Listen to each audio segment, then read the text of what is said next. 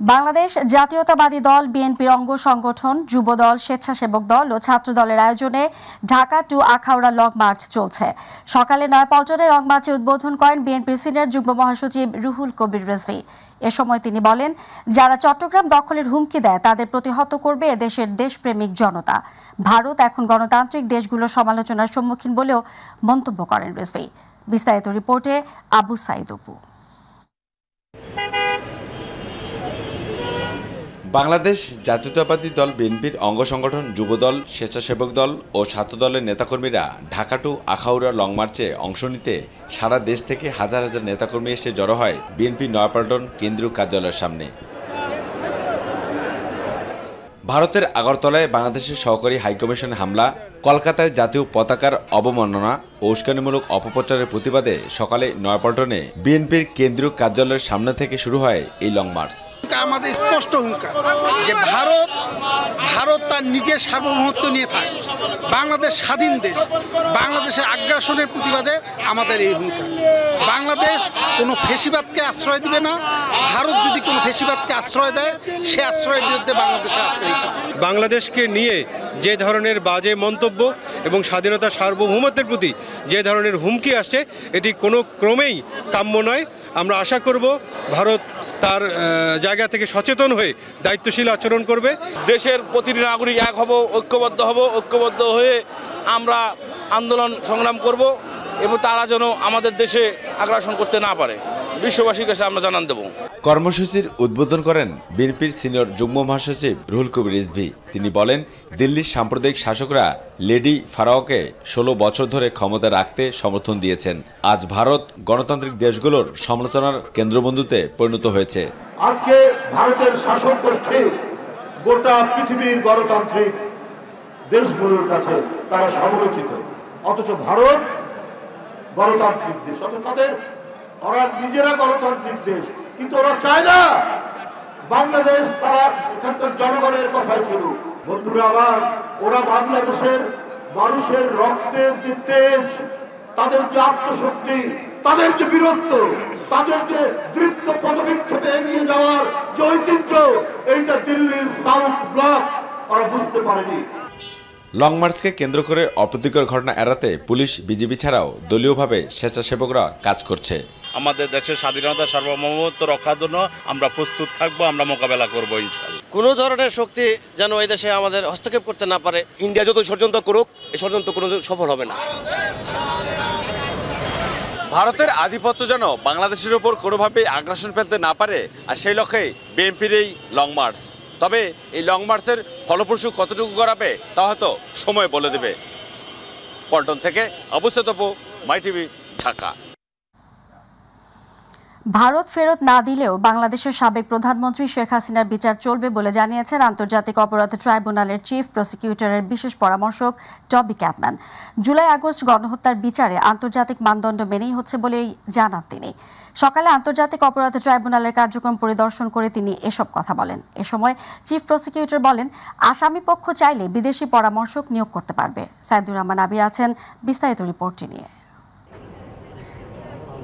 মানবতা বিরোধী অপরাধে যখন জামাত নেতাদের বিচার শুরু হয়, তখন টবি ক্যাটম্যানকে আইনজীবী হিসেবে নিয়োগ দিয়েছিল জামাত, কিন্তু সেই সময় তাকে বাংলাদেশে প্রবেশ করতে দেয়নি তৎকালীন সরকার।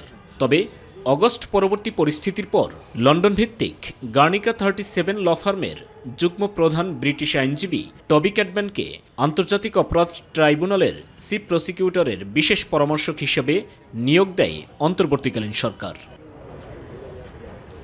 বুধবার প্রথম আন্তর্জাতিক অপরাধ ট্রাইব্যুনালে আসেন ব্রিটিশ এই আইনজীবী। বর্তমানে এই ট্রাইব্যুনালে 4টি মামলায় শেখ হাসিনা সহ 72 জনের বিচার চলছে।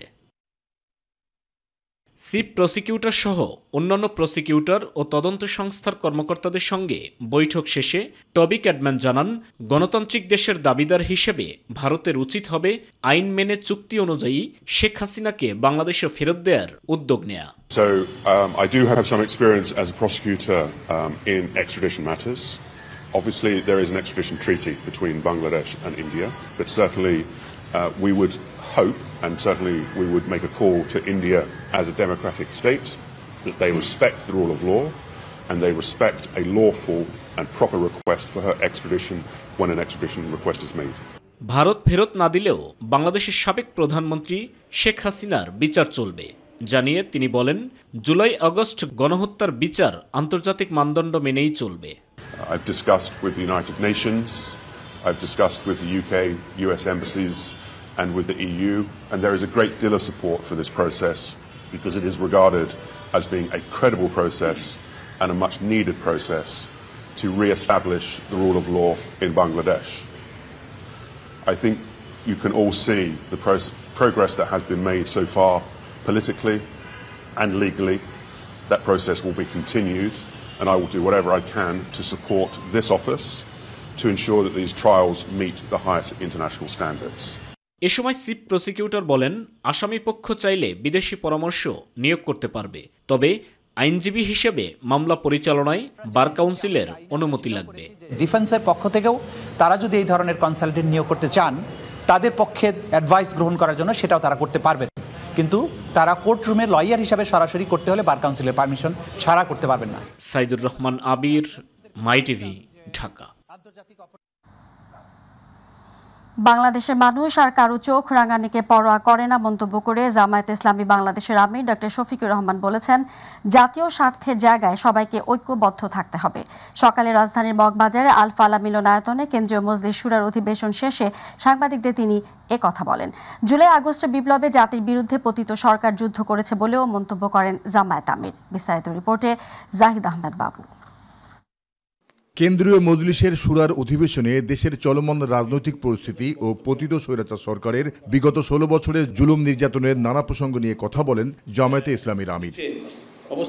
এ সময় অন্তর্বর্তীকালীন সরকারকে নির্বাচনী রোডম্যাপ নির্ধারণ করে প্রয়োজনীয় সংস্কার করার দাবি জানান ডাক্তার শফিকুর রহমান। আমরা ন্যায় বিচার সমৃদ্ধ একটি সমাজ চাই, বৈষম্যহীন একটা সমাজ চাই।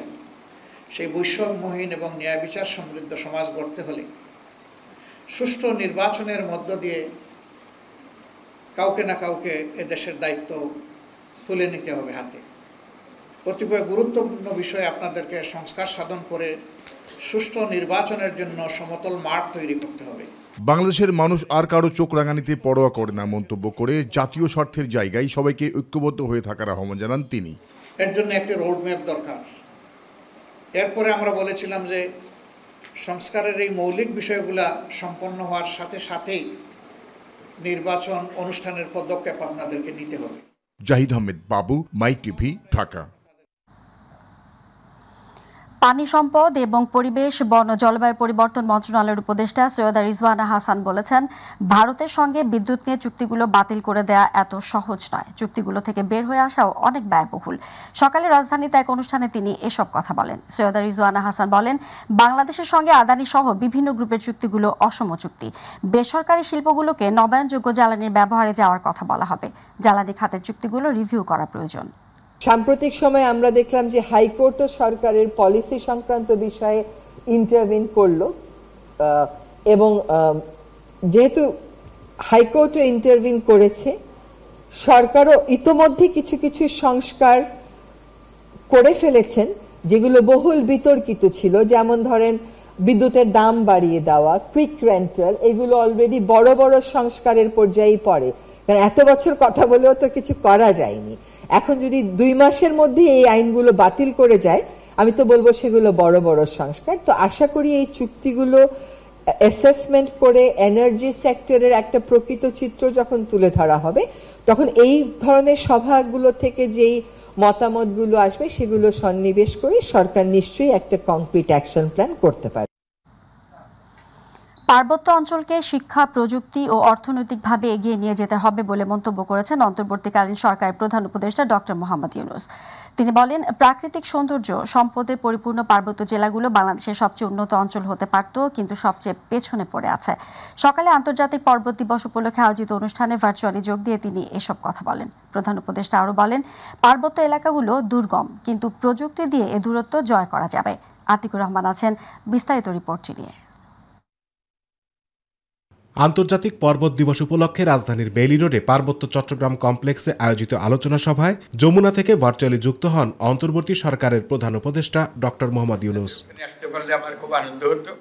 অনুষ্ঠানে প্রধান উপদেষ্টা বলেন, পার্বত্য চট্টগ্রামে বনজ ও প্রাকৃতিক যে সম্ভার ও সুযোগ আছে সেটা বাংলাদেশের আর কোথাও নেই। পার্বত্য অঞ্চল বাংলাদেশের সবচেয়ে উন্নত স্থান হবার কথা থাকলেও হয়েছে তার বিপরীত। আপনাদের প্রাপ্য যে স্থান, সকল জেলার চাইতে সবচেয়ে উন্নত জেলা, সবচেয়ে সুন্দর জেলা, সবচেয়ে শিক্ষা প্রযুক্তিতে এগিয়ে যাওয়ার জেলা, এটাই যেন হয়। এই পার্বত্য জেলাগুলো এটাই যেন হয়, এটাই আমাদের লক্ষ্য হবে। আগামী মাসে তারুণ্যের উৎসব হবে জানিয়ে প্রধান উপদেষ্টা বলেন, অন্য তরুণদের চেয়ে পার্বত্য এলাকার তরুণরাও যে পিছিয়ে নেই, এই উৎসবে অংশ নিয়ে তা প্রমাণ করার সুযোগ রয়েছে। এই পার্বত্য অঞ্চলটাই সবচেয়ে উত্তম হবে। এটা কারোর পেছনে থাকা তো প্রশ্নই ওঠে না, বরং সবার উপরে থাকবে। নিজেদের এলাকা পরিবর্তন করবো না, সারা বিশ্বকে আমরা পরিবর্তন করব। ওইখানে বসে আমরা পরিবর্তন করব। আমরা এইখানে সীমাবদ্ধ থেকে যাব, এই মন যেন না থাকে।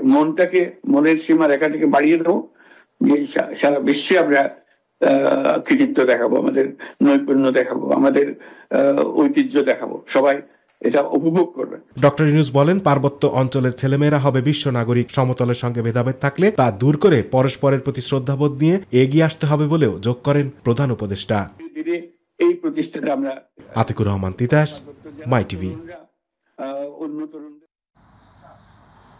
ব্রাহ্মণবাড়িয়ার বিজয়নগরে ট্রাক, পিকআপ ও মাইক্রোবাসের ত্রিমুখী সংঘর্ষে মাইক্রোবাস চালক সহ ৩ জন নিহত হয়েছে, ৬ জন আহত হয়েছে।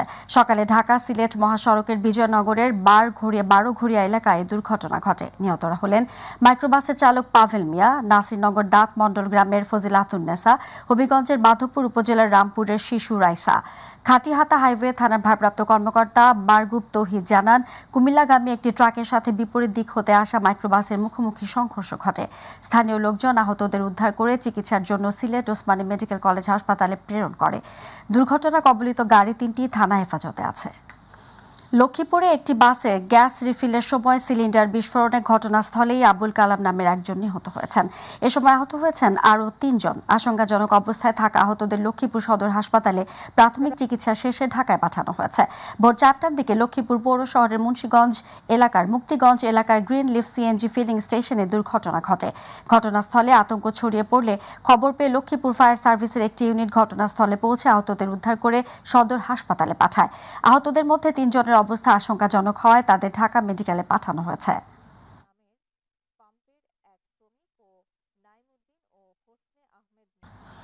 বরিশালের মুলাদিতে থামছে না নয়া ভাঙনী নদীর ভাঙন। এরই মধ্যে বিলীন হয়েছে ২০০-রও বেশি ঘরবাড়ি, রাস্তাঘাট, শত শত একর ফসলি জমি। অবাধে বালু উত্তোলনের ফলে নদী ভাঙছে বলে দাবি স্থানীয় বাসিন্দাদের। ভাঙন আতঙ্কে এলাকার শতাধিক পরিবার। পানি উন্নয়ন বোর্ডকে নিয়ে অচিরেই ভাঙন রোধে কাজ শুরু হবে জানিয়েছে উপজেলা প্রশাসন। মুলাদি প্রতিনিধি রাকিবুল ইসলাম রাকিবের রিপোর্ট, জানাচ্ছেন ইলিয়াস কমল। বরিশাল মুলাদির নয়া ভাঙনী নদীর অব্যাহত ভাঙনে বিলীন হচ্ছে স্কুল, কলেজ, মাদ্রাসা সহ শত শত ঘরবাড়ি, রাস্তাঘাট ও ফসলি জমি। ভাঙন আতঙ্কে দিন কাটাচ্ছে নদী পাড়ের বহু মানুষ। গত কয়েকদিনের ভাঙনে উপজেলার কাজিরচর ইউনিয়নের দক্ষিণ পূর্ব কাজিরচর গ্রামের প্রায় ১.৫ কিলোমিটার সড়ক ও ১৫০ বছরের প্রাচীন মাজার নদীগর্ভে বিলীন হয়েছে। ভাঙন থেকে বাঁচতে এরই মধ্যে কয়েক শত ঘরের বাসিন্দারা তাদের ঘরবাড়ি অন্যত্র সরিয়ে নিচ্ছেন। আর গ্রাম ২টা বিলীন হয়ে গেছে।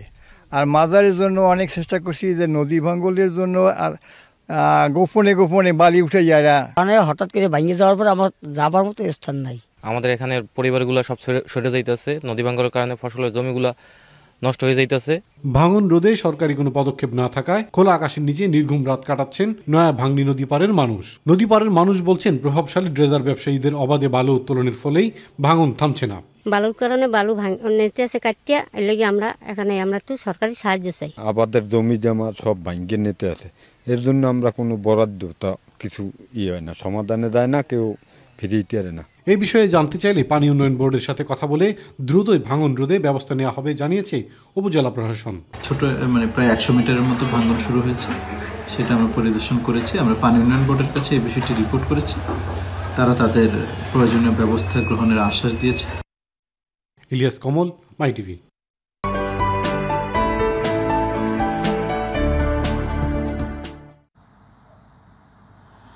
ব্রাহ্মণবাড়িয়ায় পেঁয়াজের বাম্পার ফলনে খুশি কৃষকরা। শীতকালীন সবজির পাশাপাশি নতুন ফসল হিসেবে পেঁয়াজ চাষ করে লাভবান হচ্ছেন তারা। কৃষি বিভাগ বলছে, পেঁয়াজ লাভজনক ফসল হয় পেঁয়াজ চাষে নতুন কৃষকরা এগিয়ে আসছে। আগামীতে আরও বাড়বে এই চাষির সংখ্যা। প্রতিনিধি আফম কাউসার ইমরানের রিপোর্ট, জানাচ্ছেন শামস তাবরিজ উচ্ছ্বাস। দেশে পেঁয়াজ ঘাটতি মোকাবেলায় যখন আমদানিতে ঝুঁকছে ব্যবসায়ীরা, তখন ব্রাহ্মণবাড়িয়ায় কম খরচ ও স্বল্প পরিশ্রমে অনেকেই পেঁয়াজ চাষ করে লাভবান হচ্ছে। শীতকালীন সবজির পাশাপাশি নতুন ফসল হিসেবে পেঁয়াজ চাষ করে ভালো ফলন পেয়েছেন চাষিরা। পেঁয়াজের আবাদ বৃদ্ধি করতে এবছর কৃষি প্রণোদনা কর্মসূচির আওতায় ক্ষুদ্র প্রান্তিক কৃষকদের প্রণোদনা ও পেঁয়াজ চাষে উদ্বুদ্ধ করা হচ্ছে। আমদানি নির্ভরশীল না হয়ে দেশে আমরা নিজেরা চাষ করতে পারি, চাষাবাদ করতে পারি, এজন্য সরকার অনেক হেল্প সহায়তা আমাদেরকে করতেছে। আবহাওয়া ভালো থাকায় পেঁয়াজের গুণগত মান ভালো ও সংরক্ষণও করা যাবে অনেক দিন। বাজারে পেঁয়াজের দাম প্রত্যাশামত হওয়ায় খুশি চাষিরাও। আগে আমি অন্য সবজি চাষ করতাম, এখন অফিস থেকে পরামর্শ দিছে পেঁয়াজ করার জন্য পেঁয়াজ করতেছি, পেঁয়াজ করে লাভবান হয়েছি। 2 কার্নিকে পেঁয়াজ করছি। ফলন খুব ভালো, বাম্পার ফলন খুব ভালো হয়েছে, ভবিষ্যতে আরো বেশি করব। পেঁয়াজ চাষে উৎপাদন বাড়াতে কৃষকদের সব ধরনের সহযোগিতা ও পরামর্শ দেওয়া হচ্ছে বলে জানিয়েছে কর্মকর্তারা। ইতিমধ্যে কৃষকদেরকে পেঁয়াজের উপরও বিভিন্ন ভর্তুকি এবং প্রণোদনা দিয়ে যাচ্ছে এবং আশেপাশে কৃষকরা এটা দেখে বেশ উদ্বুদ্ধ হয়েছে। সামনের বছরগুলোতেও কিন্তু এই গ্রীষ্মকালীন পেঁয়াজের আবাদ বৃদ্ধি পাবে। এর ফলে কিন্তু আমাদের বিদেশ নির্ভরতা কিছুটা হলে কমবে। সামনের বছরগুলোতে আমরা চেষ্টা করব গ্রীষ্মকালীন পেঁয়াজ আবাদের এরিয়া বৃদ্ধি করতে। এবছর জেলায় 355 হেক্টর জমিতে শীতকালীন পেঁয়াজ আবাদের লক্ষ্যমাত্রা ধরা হলেও তা ছাড়িয়ে গেছে। শামস তাবরিজ উচ্ছ্বাস, মাই টিভি নিউজ ডেস্ক।